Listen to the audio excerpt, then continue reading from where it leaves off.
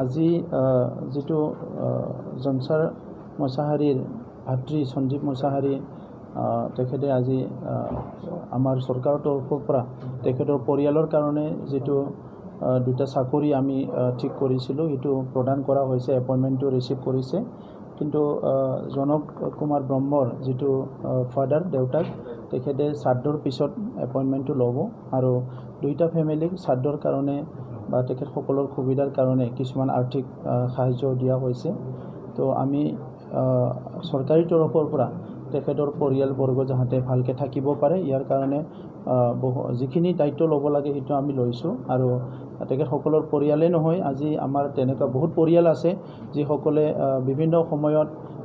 বিভিন্ন সিচুৱেচনৰ ভিকটিম হৈছে এই সকলক আমি ৰিহেবিলিটেট কৰা বা তেনেকা কাৰ্যসূচীবিলাক চলি আছে আৰু সেই কাৰণে তেখেত সকলক আমি তাৎক্ষণিকভাৱে এই ব্যৱস্থাটো কৰিছো তেখেত সকলৰ শ্ৰাদ্ধৰ কাৰণেও আমি সহায় কৰিবলৈ ইতিমধ্যে কথা পাতিছো আৰু এতিয়া আমি বিচাৰিছো যে বডলেণ্ডত স্থায়ী শান্তি থাকিব লাগে 2020 চনত চুক্তি হোৱাৰ পিছত কেবা মাহ ধৰি প্ৰায় এবছৰ ইয়াত কোনো তেনেকুৱা ধৰণৰ ঘটনা হোৱা নাছিলে কিন্তু এনএলএফবিৰ যেতিয়া আৰম্ভ হ'ল তেতিয়া মানে তাত এটা মানুহ সংঘৰ্ষত এজন ল'ৰা ঢুকালে এই ইউএলবি যেতিয়া আৰম্ভ হ'ল আকৌ দুজন ল'ৰা ইয়াতে প্ৰাণ হেৰুৱালে এই সিচুৱেচন বিলাক আমাৰ ফালৰ পৰা চিৰদিন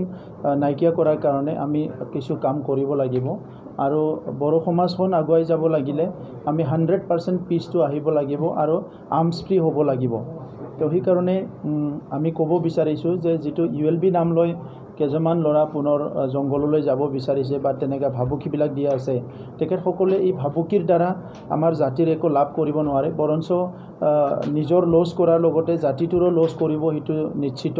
কাৰণ যোৱা 30-40 টা বছৰ আমি তেনেকা সংগ্ৰাম দেখিছো যিখিনি পাইছো ইমান সমানে আমি হেৰাইছো তো সেই কাৰণে পুনৰ ৰক্তাক্ত হোক আমি এটো বিচৰা নাই প্ৰধানমন্ত্ৰী ডাঙৰীয়া আহি প্লাই আমাৰ উন্নয়ন আমাৰ বিভিন্ন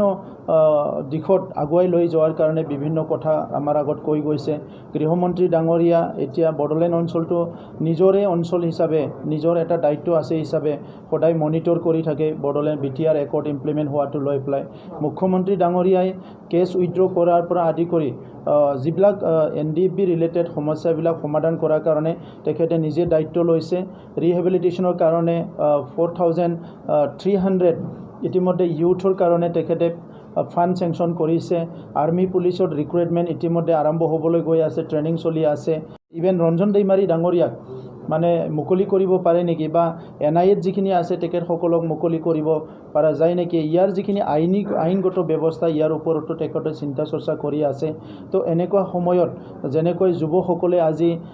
হকে বিহকে যিবিলাক ইৰেসপন্সিবল কথাবিলাক কৈ আছে হেতু আমাৰ সমাজৰ কাৰণে খুব ক্ষতিকাৰক সেই কাৰণে মই ইউএলবি আৰু বাকিখিনিক মই কৈছো কি এনেকুৱা আৰু আৰ্মছ লোৱা তেনেকা কোনো পৰিবেশ ইয়াত ৰাখিব নালাগে তেখেত সকলে এটো কাম কৰিব নালাগে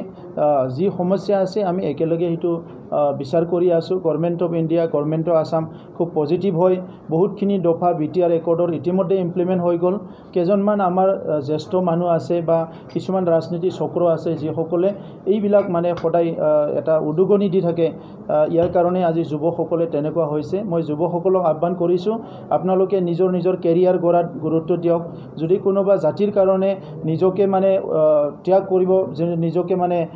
কি কয় জাতিৰ কাৰণে নিয়োগ কৰিব বিচাৰিছে তেনেহলে আপুনি ভাল সাহিত্যিক হওক আপুনি ভাল লিখক হওক আপুনি ভাল ডক্টৰ হওক ইঞ্জিনিয়াৰ হওক ভাল পলিটিশিয়ান হওক তেনেকা কৰি প্লে আপুনি জাতিৰ কাৰণে আপুনি নিজৰ কামটো সাৰ্ভিসটো দিয়ক মই হিটো আহ্বান কৰিছো কিন্তু আজি ইতিমধ্যে ৰিসিভ কৰিছে আনটো ফ্যামিলি শ্ৰাদ্ধৰ পিছত ৰিসিভ কৰিব তেখেত সকলে সন্মানে